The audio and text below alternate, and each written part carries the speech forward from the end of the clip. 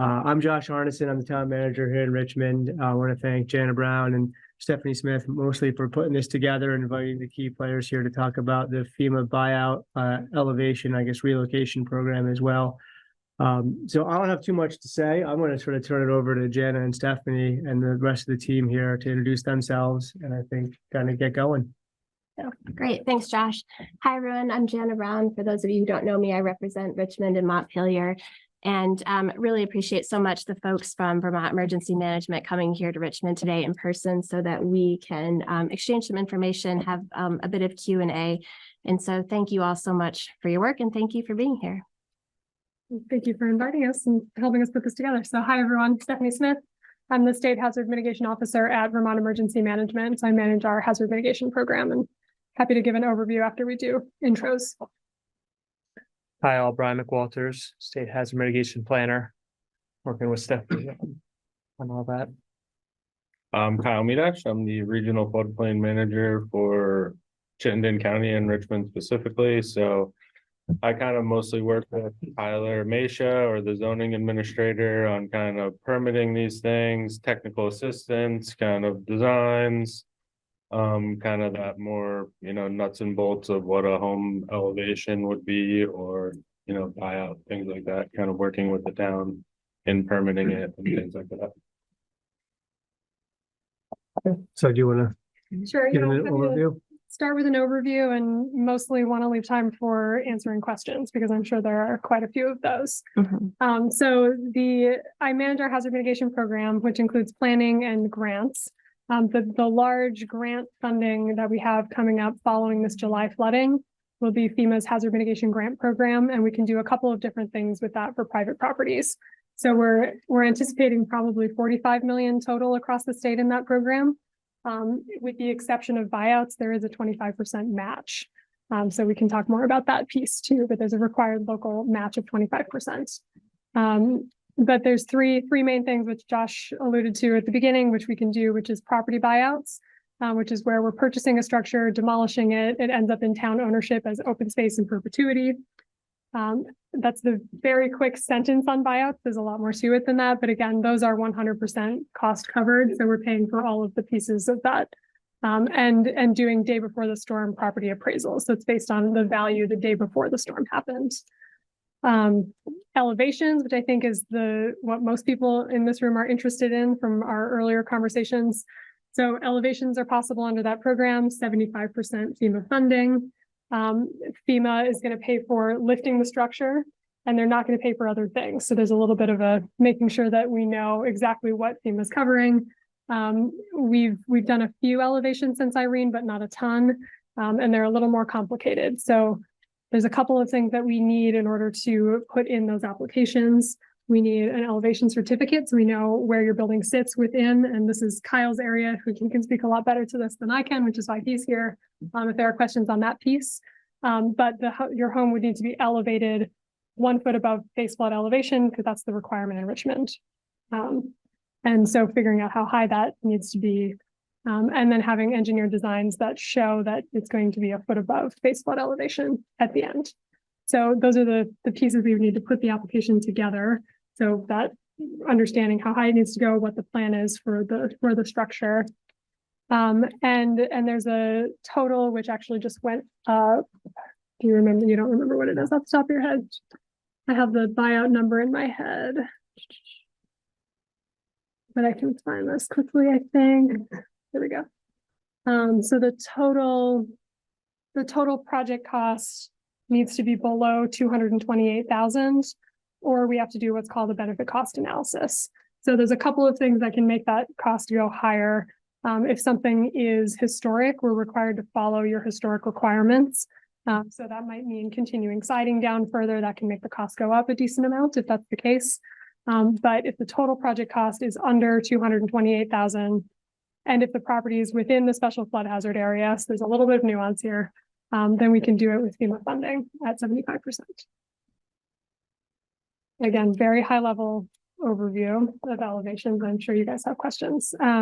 But there's one more project that Josh alluded to that I'll talk to you briefly, which is moving a home. So it's also possible under this program to lift up a house and move it to a different site that's not in a risky area. So we would need to have that site identified in order to apply. And then the application is to physically relocate the building to a different site. That would require that we do that benefit cost analysis I talked about, which is that's how we show FEMA that the project is cost effective, so that the benefits outweigh the cost of the project. So whenever we have to do one of those, it gets a lot trickier. So if we can avoid that, we want to be able to avoid it.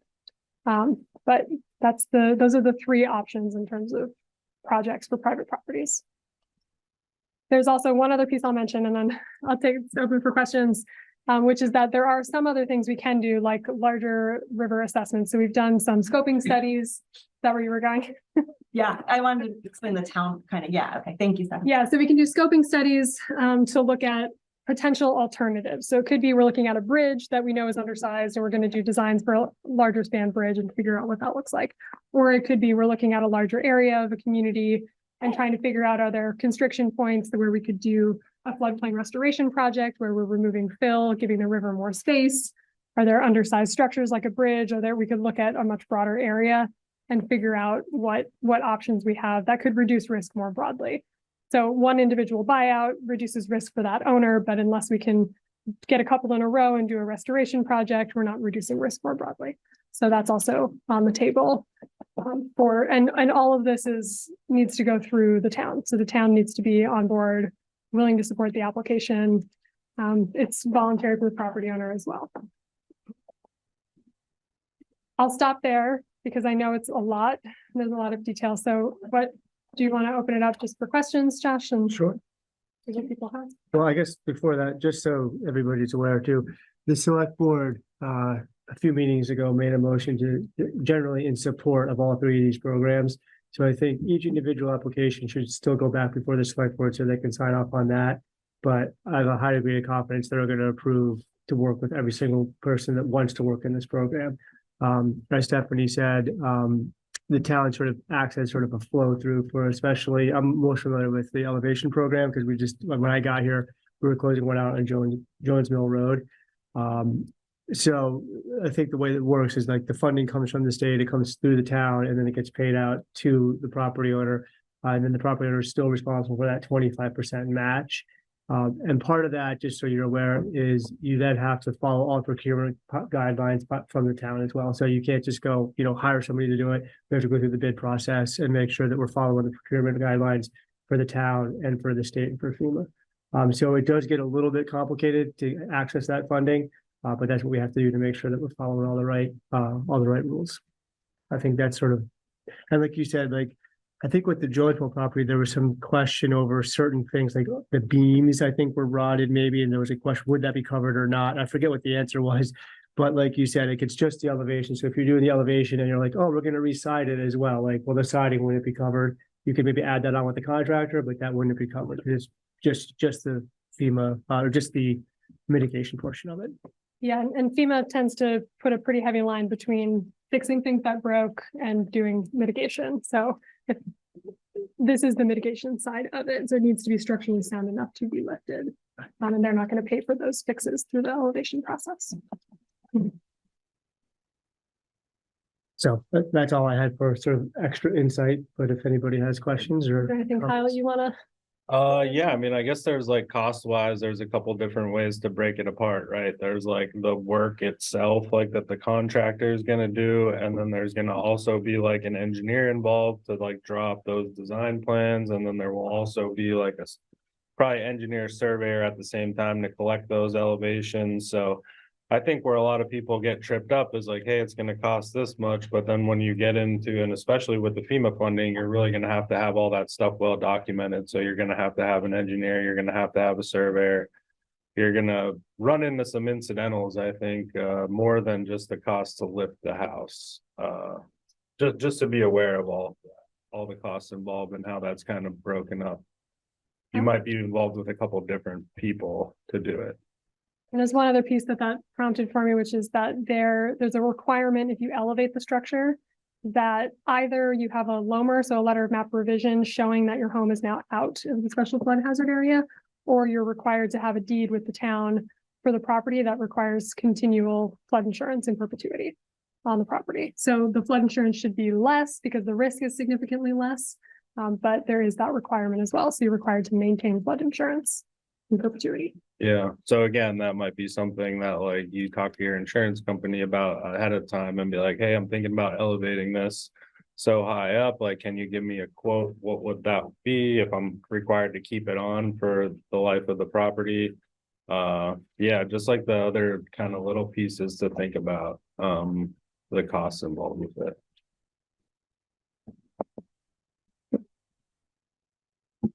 I have so many questions. Let's start with one. Is the 1 foot requirement, the metric that's used?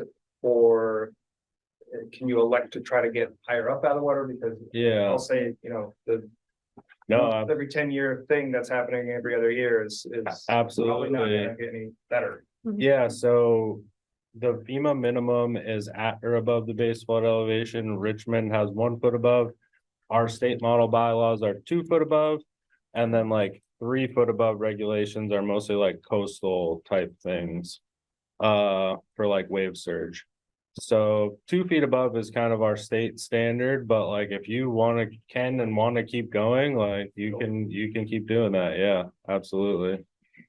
And then like the other things would be like, if the utilities are now in the basement, like how do you get those upstairs? And like, how is that kind of reconfiguration? Cause like you're elevating the house, but if everything's still in the basement, I mean, presumably you'd be filling it in, but just kind of those other things to think about, like, is there a bathroom on the first floor that you want to move up, or like kind of the plumbing and the electric and the utilities, kind of elevating that stuff as much as practical. And there's no kind of one size fits, it's kind of the individual building, what makes the most sense to get everything up and out of the water. And Stephanie, are those qualified expenses like filling in the basement, moving the mechanicals? And if you wanted to go higher than 1 foot, is that also covered? It is, as long as we're watching for your own sake, the price, but also for the FEMA, for that 228,000. So if you go a lot higher, it could make the price higher. So being cautious of that. So again, yeah. Is there any distinction in the availability of the funds between private residence, mixed use, commercial? So it's a slightly different process on the commercial side. So commercial is eligible for buyouts and they would be eligible for flood proofing, that side of things. So yes, there are other projects we could do there. Yeah, so I'll butt in here. The big difference with residential and non-residential is residential, you have to like go up because like people are living in there, the water can rise when you're sleeping, like it has to be that safe. Whereas a commercial building or a non-residential building, you can start to go down the road of like dry flood proofing, where you put like a membrane on the inside of it so it's 2 feet above, and then have like little slats in the doors so that it keeps it from any entry points. Or you can also, if it's like parking storage or like not necessarily business operations in there, you can wet flood proof where it's vents and then the water kind of comes in and goes out. You keep everything up high. And so those are kind of your options. With residential, you kind of only have that option of elevating. Whereas with the other properties, there are some other things you can do. Okay. And very specifically mixed use for our sake. There are people that live in the building. So then that would just be residential. Yeah. But Is it mixed? It's the business downstairs and residential upstairs? Okay. Well, if the residences are above already, then yeah. You can probably look at that dry flood proofing for the bottom. You probably wouldn't want to do wet flood proofing in that instance, but the dry flood proofing with that kind of foundation work, the membrane inside, the doors, that would probably be what you'd want to do there. And that is also eligible. Yeah. I have 2 questions. One is more personal and one is kind of a group question. So when you say that FEMA only pays for elevation, I'll just use our house as an example, but I know there are other houses need to be elevated. Like our house needs to be elevated, take out the foundation, replace the foundation. Like, is it just the elevation that's covered, or is the whole like process of replacing the foundation covered? So it is, the I caution just because we've in the past run into scenarios where we're fighting FEMA on things like insulation or a space heater for something that's a crawl space where there are flood vents. And we're saying, well, it's Vermont, it's cold. Like you can't have a space under your house that's open and not elevated or not insulated and with heat. And so FEMA is a little bit particular about some of those things. We won in that case. We got that through. Their concern from a higher level is that they show up and you've put an addition on or you've done all of these other things because you had a contractor on site. That's FEMA's concern. Okay. So they micromanage it a little bit to make sure that you're not doing that. Okay. So I just want to, so yes, we'll elevate, new foundation, seal everything up, any like fixing of your walls, because when you elevate, you might crack some walls. So any of that like final cleanup work, that should all be included.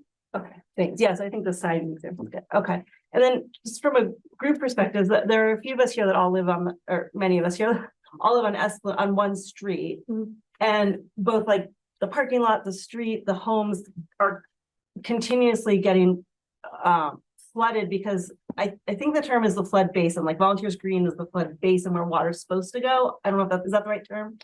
Yeah, I mean, just like kind of flood storage area, basin, yeah, whatever Yeah, you want to call it. That's what I think, Tyler. Anyways, it's where the water's supposed to go, but because things keep changing, the water's more frequently going past that into like our street and businesses and things like that. So I think we're curious, you know, for the homeowners on that side of the street and business owners, like what are some examples of projects? Like we looked at the projects towns have done to like, what can we do to help redirect?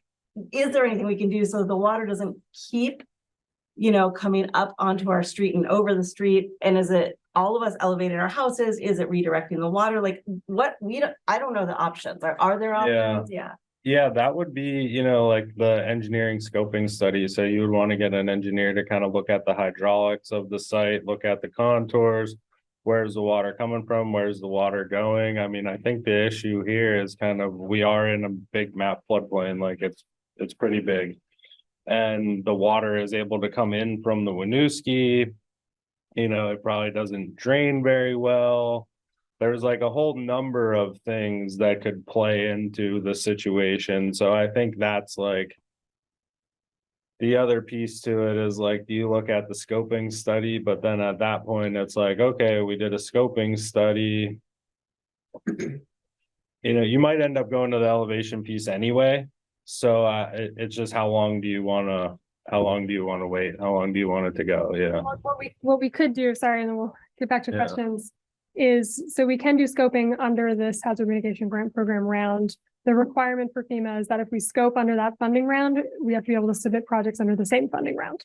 So we're looking at the end of next year as the final deadline, but the town could put in a scoping application now that includes looking at a broader area, but also funding to do elevation certificates and engineering for elevations.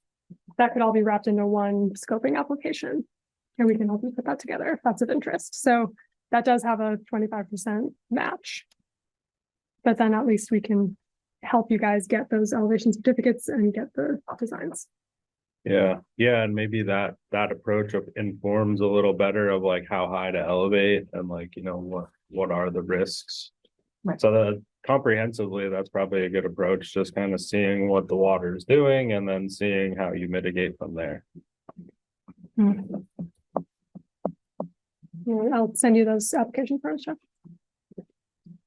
This is just a thought, but wouldn't it make more sense to get right to the engineering program, find out where the water's, when we've heard it's coming off the hills here and running down across the interstate. It's coming up from here. It's coming up from Bressers, where that used to be all underwater long ago, and now it's all built up land.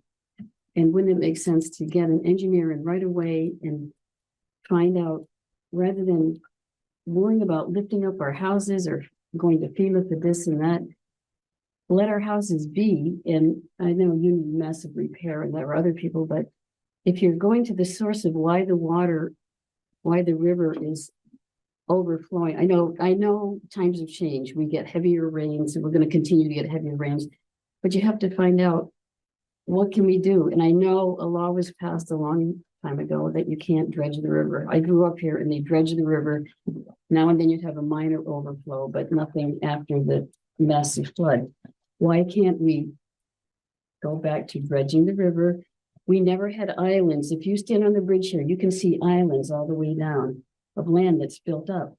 That was all removed and it was brought to the road department, and they used it for sanding roads mixed with salt and whatnot like that.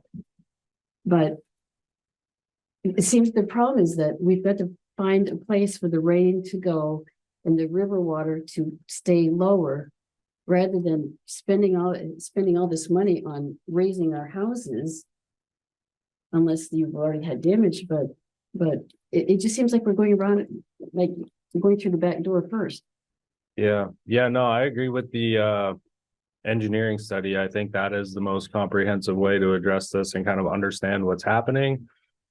As we move from there, like the river dredging and things is something we've kind of moved away from because of the costs. Like it's easier to kind of fix the building than it is to keep doing and funding that and finding people to do it. And it also dredging the river, ultimately kind of makes it more powerful. We're looking for roughness and kind of a rough riverbed that can slow down and spread out water rather than as you dredge it, it keeps wanting to cut down, and then the banks collapse in. So I think the way we look at that now is kind of more slowing down the water, spreading it out, having a place for it to go, having our buildings elevated or out of the way. And that's kind of the long-term solution rather than, keep trying to fight the river, because ultimately you can't fight it. But if it's your house, I don't know if you were in the floodplain, but if you're looking at your house, you have to go to FEMA. You have to get town approval, you have to get this approval, that approval. That's easier than looking into the course of the river. What do we do about the course of the river? Well, long term, yeah, because the course of the river is going to die. It's dynamic. It keeps changing. Big flood comes, it brings more rock down with it. Like it's hard to fight it. As humans, it's hard to fight nature. So ultimately, we can just protect our investments. Is kind of the best way around it over the long term. Yes, I agree there was a lady. Yeah. Yeah. Oh yeah. I mean, there's a lot of people that, historically we did it. We straightened our rivers, we dredged them, and it got us to a lot of places where we are today, where we're seeing the big landslides and we're seeing those banks become unstable, and ultimately you can't fight it. But the river coming up is what's pulling. When you have water going over the banks, it's pulling it back, it's bringing it back down. I mean, I was here for over 30 years and it never went. It was, I know what you're saying. No, and I guess like 30 years is like a short time in the rivers world, like we're looking at the river over like 200, 300, like lifetimes. So like, that's why we kind of look at it like, hey, instead of fighting the river and the next generation fighting the river and just keep fighting the river and keep making it more powerful and changing things around, we just move our infrastructure away, we raise it up, and then that is safe ultimately, no matter what happens, because we can't predict the rainstorms, Like this summer, we got 9 inches in like 24 hours or a little longer than that. Like that's crazy. Like, and we can't stop that. Like there's no stopping it. It could be 10, it could be 12 inches, it could be shorter periods of time. Like it's crazy. Do you have the authority or somebody comes up to you and wants to raise their house? Do you have the authority to look at that application and say, no? Oh, you need to move your house or demolish it and move out of that area and build it somewhere else? Yeah, so that would be the option. So that's kind of what we talked about here was like, okay, so you can raise your house where it is and it's, you know, protected, or we can buy the house out and you can take your money and go up and move up on the hill somewhere where you're out of harm's way. So Yeah. I think there's not any one answer to anyone's situation. I mean, it plays down to like the natural piece of it, like what's the river doing? Where's your house? What is your financial situation, like what are your, do you want to keep your kids in the school? Like there's so many different Yeah. things that could play into why someone wants to live where they live. But I think maybe if I understood your question correctly is we get to make the choice. Someone from the state or FEMA couldn't say you have to move your house, because in a way, like I'm wondering about the determination of substantial damage. Like, is it the flood insurance who makes that? Or like, we just want to make sure we make the choice and not someone else, because I'm still. No one's gonna make that choice. If you're in your house and you want to stay there, you can stay there. No one will, like, we're just presenting your options of what you can do. But I would encourage you, As I a think the,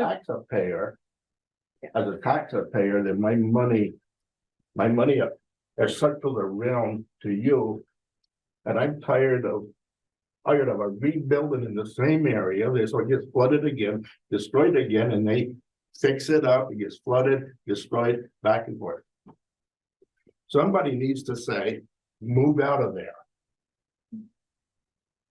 Yeah, and I would encourage, so I think on the Rivers team, we have river engineers, and a lot of times the questions they're getting asked is, can we permit this riprap? Is this a thing that we can technically do? And the question should be, is this a good idea? Should we do this? And using that resource within A&R to say, what is the best long-term solution, and having them help you figure that out.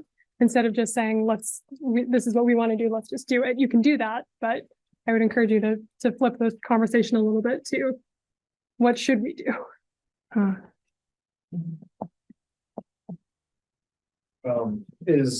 know that dredging is off the table, and that we're obviously in a massive floodplain.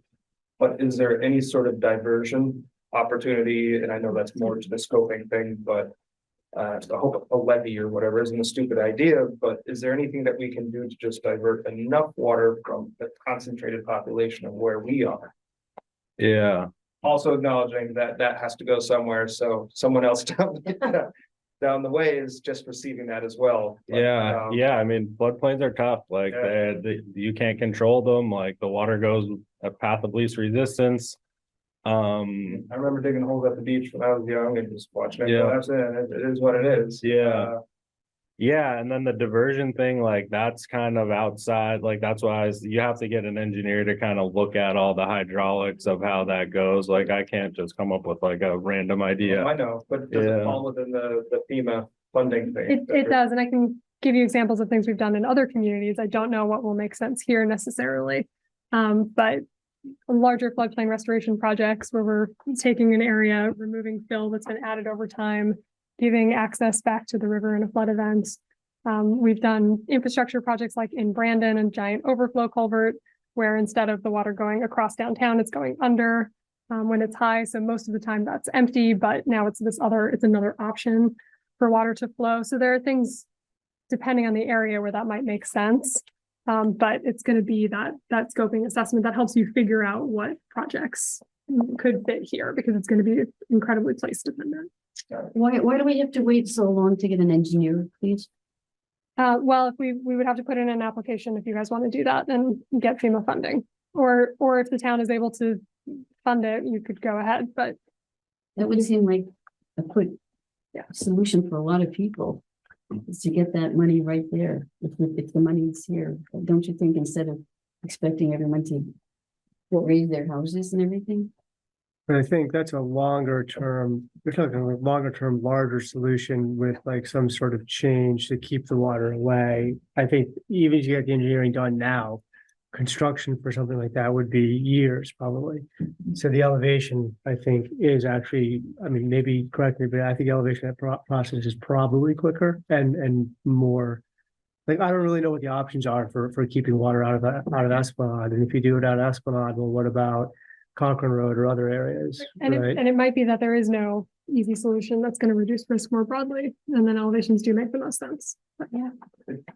You know, from this side where everyone's sitting, it sounds like the scoping and that helps make informed decisions on the rest of this. Yeah. And I don't know what the cost of scoping is, but is that potentially something that town can float to help us all inform ourselves of what we would want to be doing?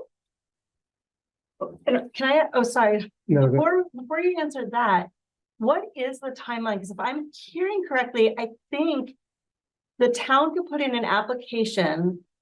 And in that application, the town could say, we want to do an engineer scoping study to FEMA. We want to do an engineer scoping study. And we have 5 homeowners that are applying for elevation mitigation to be a part of this. And it's one application. It could be. And what is if Josh, at the next select board meeting, they approved it. And then it went to you, Stephanie, what is that timeline? Like So, approximately? Yeah, in terms of getting the FEMA funding awarded. Yeah. Yeah, it'll probably take a couple of months before we get it through FEMA review, but the intent with these scoping applications are that it gets through very quickly so that we can get on the ground and get solutions and then apply for the projects in the same round. So we submitted one a couple months ago. There was a freeze on federal funding for a little while, but we should have that this week, hopefully. So it might take a couple of months, but yes, it could include hiring an engineer to do the scoping and also having someone do designs for elevations. I want to make sure you don't need to have the scoping so you do the elevations or the other program, right? No. The scoping would just sort of So you answer could a do question of, is there other options? Okay, So you could do it at the same time. You could get the engineering to elevate done while you're looking to see if there are other options. and what's the funding on the scoping? How's that split? So it's 25%. Not Match. If the application gets approved, is there any support like helping organize or find people to do the work? Yeah, we might run into that. Let's see where we get. If we can't find anyone, we can talk about it. But yeah. Can you clarify one thing? So I wrote it down. I may not have understood it properly, but there's like a cycle that we're in where there's a finite amount of time you have to spend this money. So, yeah, so right now it's a little tricky because right now the deadlines, FEMA gives us a year from the declaration date of the disaster to submit applications.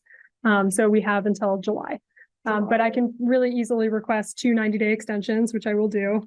And then we can record, there's another mechanism to request additional time based on the scale, which I also probably will do because we won't be ready to submit. So we'll have until at least the end of next year. Building and design point of view, that's what I would be worried about. And I also, so actually starting and finish, so if folks go through all of this and I mean, that's gonna take a long time to do the engineering and the design, but then they also have to find a contractor and it sounds like you have to go through a bid process, so you have to find a few contractors. So is there any, once somebody's approved, how much time, is there another? I thought the project would be finished. No, so we just have to have applications in. And right now I'm saying towards the end of next year, but again, I think we will have more time than that. And then from whenever the final application deadline is, we have 3 years to implement projects. So once we get the application in, we'll have to get FEMA approval. And then our finance staff will work with the town to have a sub-grant agreement in place. It's a process. And then we can start hiring contractors. The town can start hiring contractors. Which the 3 years sounds like really reasonable for personal projects but when you start talking about these larger. And we can request more time on that too. Okay. So if things aren't done, but they're moving. Yeah. 3 is what we get at the beginning, but we can request extensions. You have a question hanging out there still? Yeah. Oh, no, I'm sorry. You guys answered it Okay. a little while ago. Is in order to qualify, is there a certain level of your home that needs to be currently below the flood level? In other words, we have an unfinished basement and I don't know the levels and what the flood. Another question I had is what is the base flood level that we need to compare our elevation certificates to? Because in the last round of this, we did have an application in, and at that time, at the very end, they said your level is not going to be competitive. And it could have had something to do with the competitive nature of that grant funding at the time. But there was a lot of work and, not anything to get from it at the end. And just wondering if there's something we should all be checking at the outset as far as elevations go to see if, going through the process would be worth it. Yeah, so if you're within the FEMA's special flood hazard area and it's under that 228,000, it'll be eligible. But depending on, so if 1 foot above base flood elevation, if most of your house is already there, maybe that means you only have to move utilities up if you're already high enough. So it might just be less work that you need to do to get there. Depending. But the basement, they would count as, they might not fill in the basement, or it would just be moving utilities up. Is that? It's going to depend on how high. Okay. Yeah, if it's a fully below grade basement, like there's no in or out, you would likely be filling it in. Yeah, okay. Yeah. And then, as far as knowing, making informed decisions about 25% match, at what stage in this would you have a sense of an estimate of the cost, and how does a homeowner come about that? Yeah, so until we have engineered designs, we're not going to have a better sense of what the cost is going to be.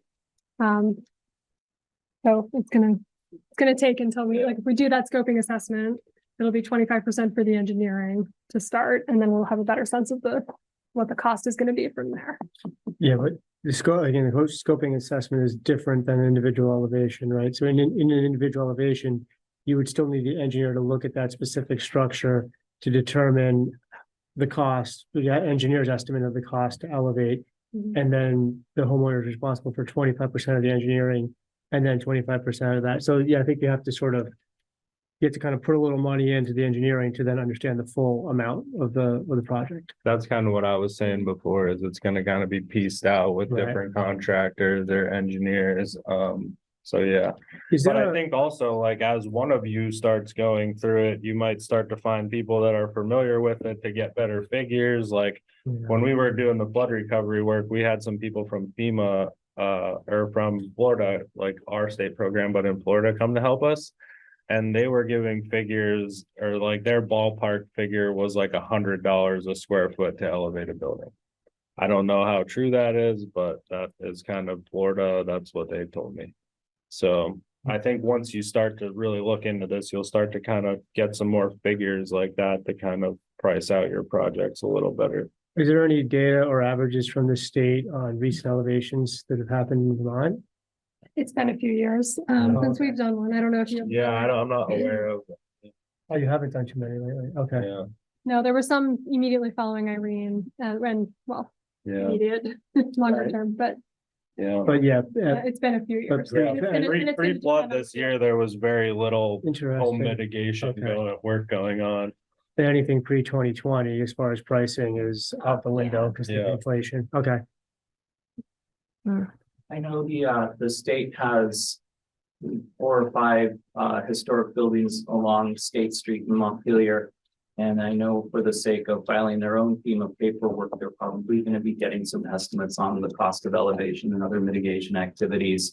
And those would be public documents. So there could be some clear guidance in terms of what the market looks like right now. We're not quite there yet. Yeah, That could be helpful when you talk about the per square foot estimate, so that if someone's looking at their house and saying, yeah, I have an 1,800 square foot house, is it even worth going down this road? You could at least have. yeah. More And I'm reliable. sure there's also like Montpelier, Barry, like there's people starting to do that work down there. I would just caution to probably try to keep residential with residential, because the state buildings aren't residential and they're probably looking at different types of mitigation. Possibly. So, yeah, Or but I would houses. think that, yeah, I can ask around and see what contractors have been giving out now. Yeah. Cause I haven't had, my region hasn't been, I mean, Richmond, you guys have been affected, but I know like Montpelier and down in the southern part of the state, they're a lot more involved right now. I wonder if one of the first estimates that would help folks is that estimate of the engineer, and I now am remembering that, but how much that costs, so homeowners would know how much they would have to match to even get a better sense of the estimate would be good to know. And do we contact an engineer to, No, so it'd have to go through the town and following town procurement. is that after the application is approved? I see. Yeah.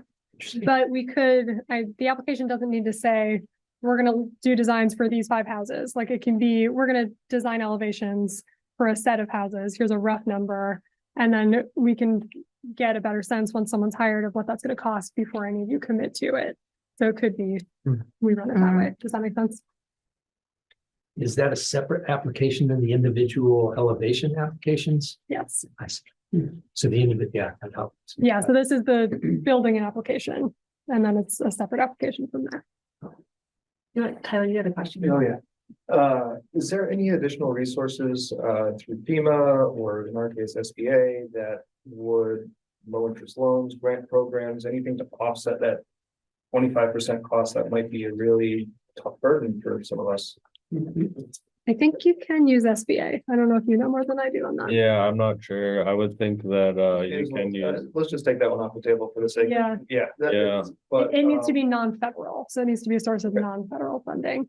So the state has requested what's called CDBG-DR, the Community Development Block Grant Disaster Recovery Funding, which is one of the few pots of funding that is federal but can be used as match. That requires Congress allocating it, and I don't think anyone knows how that's going to go right now. But if we do get a good amount of money from that program, it might be possible that some of that could go towards match for these other projects, but we don't, that's still a little out. We don't know yet. It's going to take some time before we know whether that's possible and how much, and then what we can use it for. is there any state level grants, anything like that, that could help offset the group cost here? Maybe one part of this, the engineering cost or I'm sorry, the scoping costs. Yeah, I'd have to look into that. I don't have those resources. But if you're talking for the residential neighborhood and then also for your business, so these sort of two. So I'm sure that, yeah, I can look into that and see if I can hopefully provide folks with a better sense of that.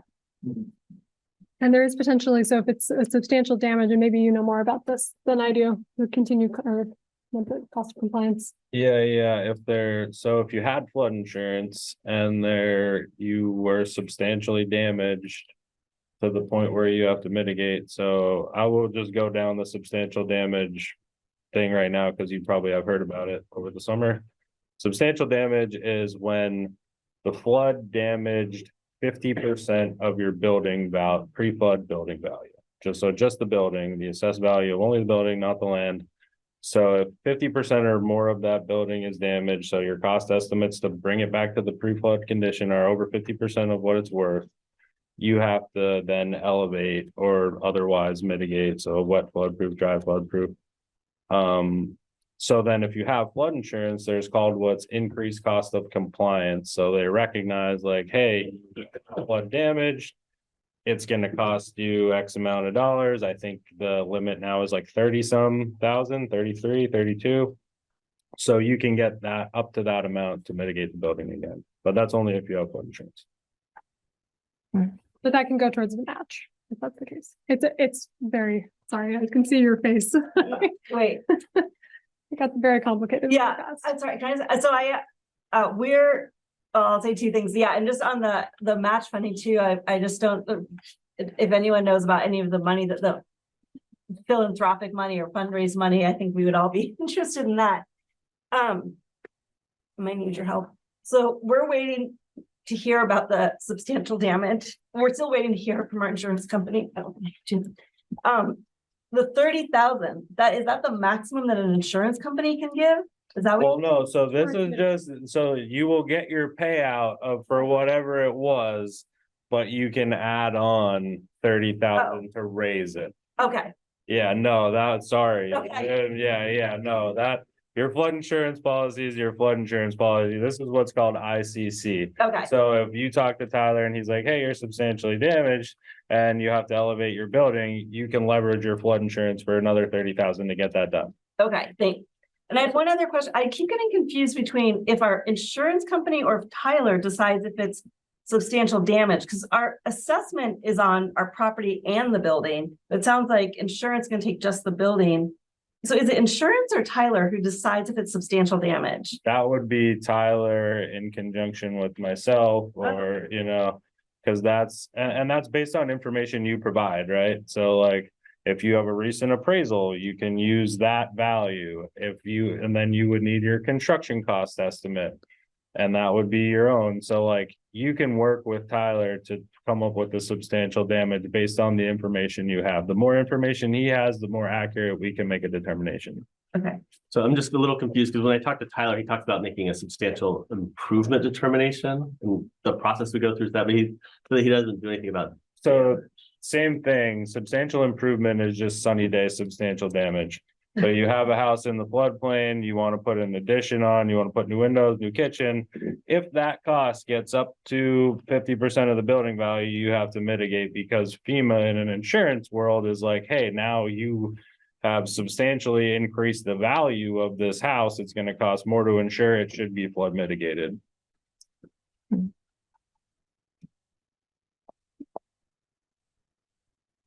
And on the philanthropic side, I know Vermont Disaster Recovery Fund is one funder of last resort and could be potential.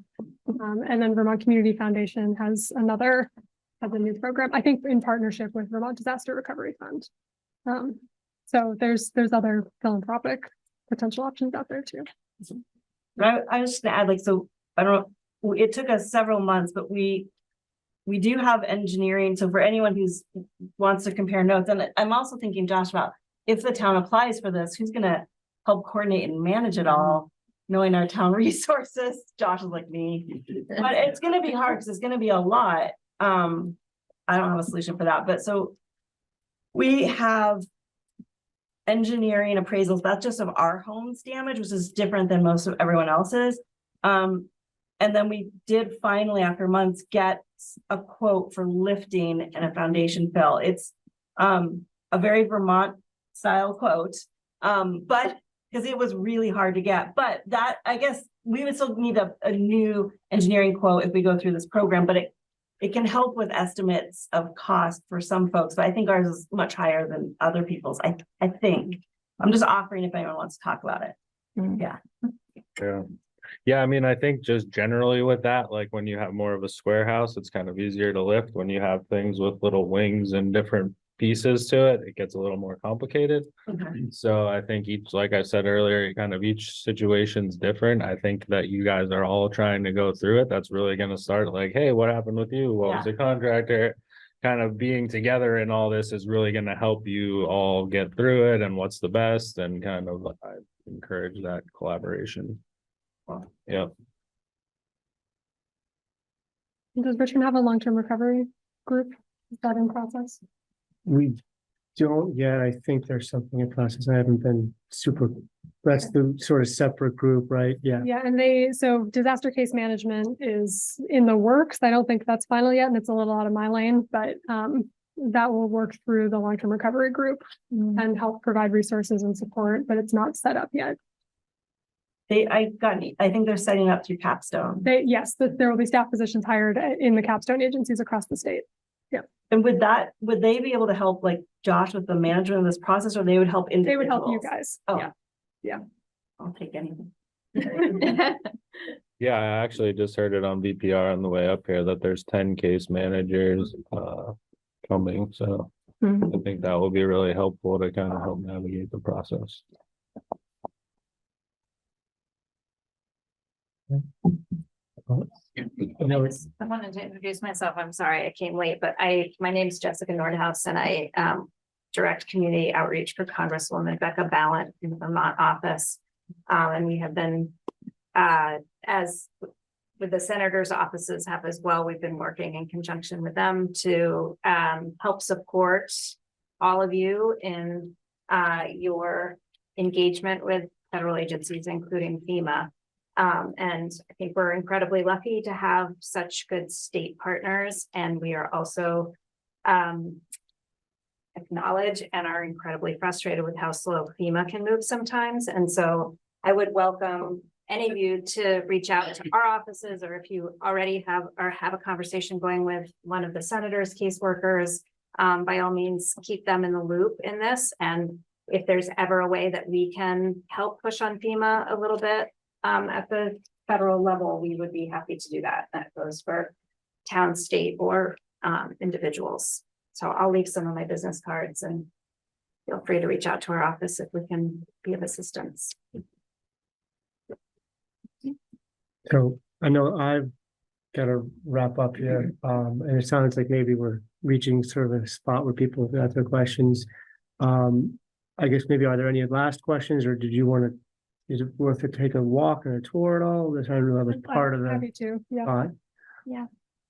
Maybe we transition to that. If I don't know how many of you all can go for a tour down Esplanade, but I think Kyle will be the most useful on Okay. that, but I can. Yeah. I can do.